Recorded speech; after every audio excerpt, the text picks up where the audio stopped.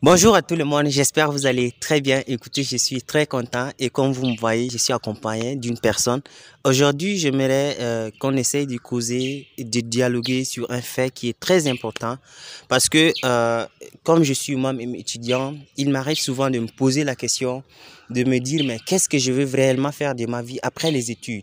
Parce que aujourd'hui, beaucoup de jeunes, après, euh, après la fin de leur cycle universitaire, ils ne savent pas quoi vraiment faire de leur vie ou bien quoi faire de leur diplôme. Parce qu'ils se disent seulement que il faut que je finisse à tout prix, mais après la fin de leur cycle, pour trouver un travail, c'est devenu un parcours de combattant. C'est pourquoi j'aimerais ensemble, avec celui qui m'accompagne, je lui laisserai le temps de se présenter, essayer de causer sur ces faits. Alors, bonjour à vous. Bonjour, Est-ce que vous pouvez vous présenter brièvement à ceux qui ne vous connaissent pas encore, à tous ces abonnés qui nous suivent? merci pour l'occasion que vous m'offrez. Bon, moi, mon nom c'est Kassi Roland. Je suis étudiant à l'Université de Yaoundé 1, option sociologie du développement, licence 3. Ok, Roland, j'aimerais tout de suite commencer par poser cette question-là. Qu'est-ce que vous voulez vraiment faire après les études? C'est une question d'abord très pertinente et c'est une question que tous les jeunes, ou du moins tous les étudiants, devraient se poser. Ouais. Que devrais-je faire après mon cycle universitaire, après une étape? Disons que c'est une étape qui a toujours une fin. Donc, que dois-je faire après les études? Après les études, on ne peut pas envisager l'après-étude en étant soi-même d'abord pas bon étudiant. Il faut être très bon. Le monde d'aujourd'hui est très compétitif. Quand on est bon étudiant, on prépare déjà notre bon avenir, l'après-étude. Et ceci passe par quoi? Par l'élaboration, par exemple, penser à des projets. Et deuxièmement, par exemple, c'est penser situation, problème. Ça veut dire que quoi? Dans la société où je vis, il y a absolument des problèmes auxquels des gens doivent apporter les solutions. Il faut être de ceux-là qui apportent les solutions à la société auquel on appartient. Et voilà ce qu'on peut penser. Ok. Ce que vous avez dit, c'est une réalité parce que nous vivons dans un monde compétitif où la vie n'appartient pas aux médiocres, où ce n'est pas forcément ceux-là qui sortent directement qui vont trouver un travail, mais seulement ceux-là qui sont compétents. Mais au vu des réalités que nous vivons aujourd'hui, ce n'est toujours pas, la place n'est toujours pas donnée aux compétents ou bien le fait d'être un meilleur étudiant qui te garantit directement un diplôme. Qu'est-ce que vous dites de cela? Bon, il faut dire que la place n'est pas toujours réservée aux meilleurs. Ça veut dire que quoi? Il y a plusieurs facteurs qui entrent en jeu. Être bon ne suffit pas seulement.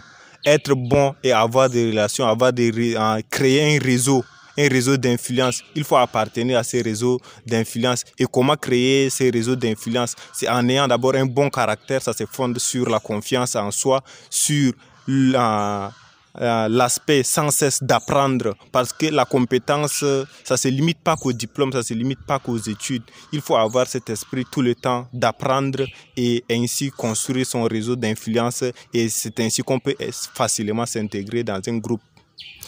Ok. Et là, j'aimerais poser encore une autre question. Puisque malgré le fait que tu es compétent, que tu aies créé des réseaux avec des personnes, nous voyons aujourd'hui que le monde est devenu, on fait plus les choses par affinité.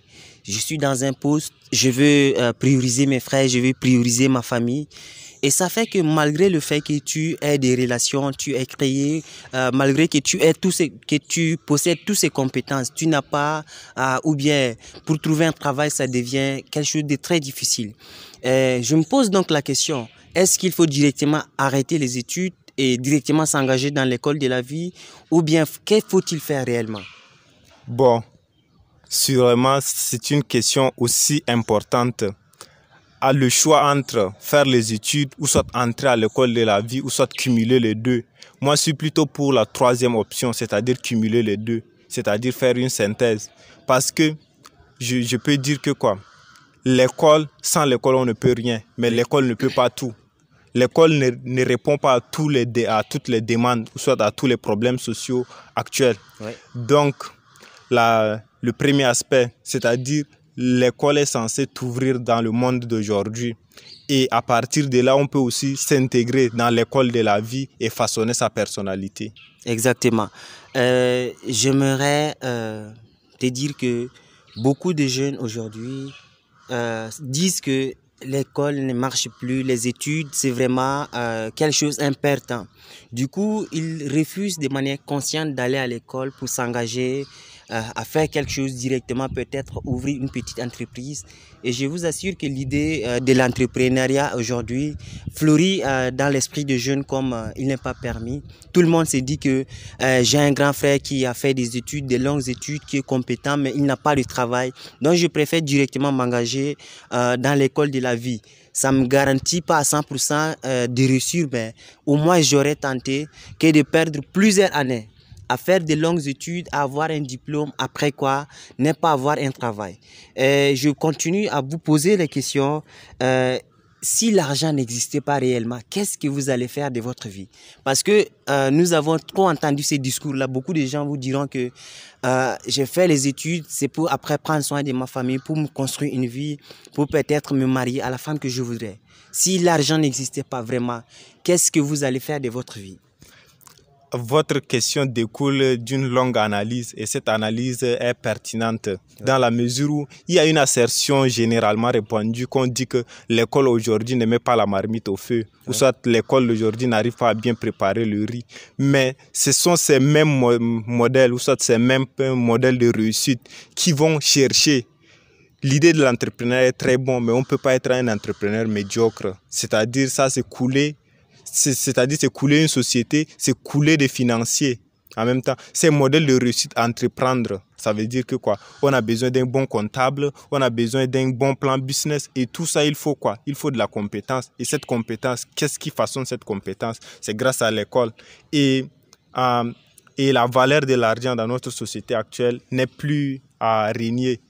La question, si l'argent n'existait pas, je peux dire que quoi, l'argent existe déjà. Il faudrait donc se poser les questions par quels moyens ou bien par quelles voies et moyens, grâce à l'école, nous allons parvenir à gagner notre place dans ce monde. Parce que l'argent fait déjà partie de la société et donc on ne peut pas envisager s'il n'existait pas. D'accord. Ok, c'est vraiment très intelligent de votre part parce que l'argent a existé depuis la nuit des temps.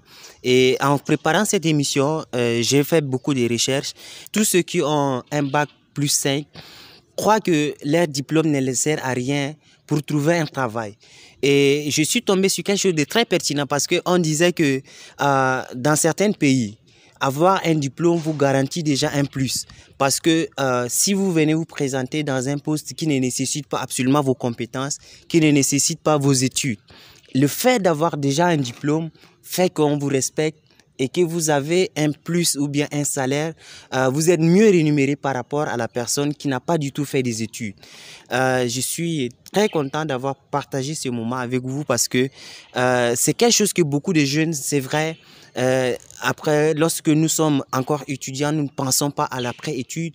C'est peut-être à la veille ou bien à la fin de la vie estudiantine qu'on essaie d'envisager qu'est-ce que je voudrais devenir. Donc, je voudrais ou bien que tu dises peut-être quelque chose, c'est que toi, selon toi, qu'est-ce qu'il faut faire lorsque nous sommes encore étudiants? Faut-il déjà commencer par entreprendre quelque chose à côté, comme tu as choisi la troisième option, les deux, c'est-à-dire faire l'école et accumuler aussi quelque chose qui pourra t'aider. Et surtout, qu'est-ce que vous pouvez dire aux jeunes d'aujourd'hui? Qu'est-ce qu'ils peuvent vraiment faire?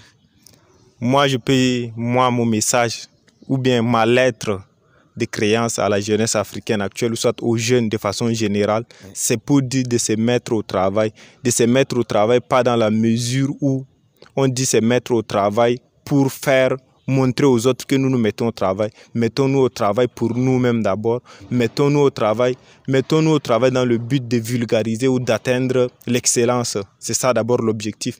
J'ai toujours dit que lorsque on aura peut-être 10 000 ingénieurs, c'est toujours peut-être les 5 meilleurs que nous allons prendre et il faut être parmi ces 5 meilleurs-là. Et lorsqu'on n'est pas parmi ces 5 meilleurs, il faudrait aussi envisager un domaine où on est le meilleur. Le monde est trop vaste, 7 milliards ou peut-être 8 milliards. Et c'est 8 milliards de besoins dont tu ne peux pas dire que tu n'as pas ta place dans ce monde.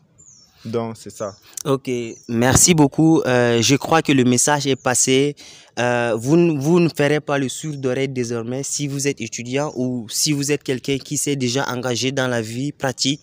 La vie, on a besoin des meilleurs. Nous, dans les 7 milliards d'habitants sur Terre, tout le monde a besoin de trouver une place. Toute personne a besoin de prendre ou bien de réaliser sa vie. Donc, ne soyez pas une personne médiocre. Adonnez-vous, jumelez les deux, vous pouvez faire des études et aussi vous lancer dans la vie pratique. Merci d'avoir suivi cette petite vidéo. J'espère que vous êtes abonné à la chaîne. Si vous n'êtes pas encore abonné à ma chaîne, sachez que là, sur cette chaîne YouTube, j'ai créé trop de contenu ou bien je sors aussi poser des questions aux gens. Abonnez-vous et n'hésitez pas aussi de faire abonner quelqu'un pour faire grandir la chaîne. Merci et à très bientôt dans une nouvelle vidéo. Bye bye. Bye.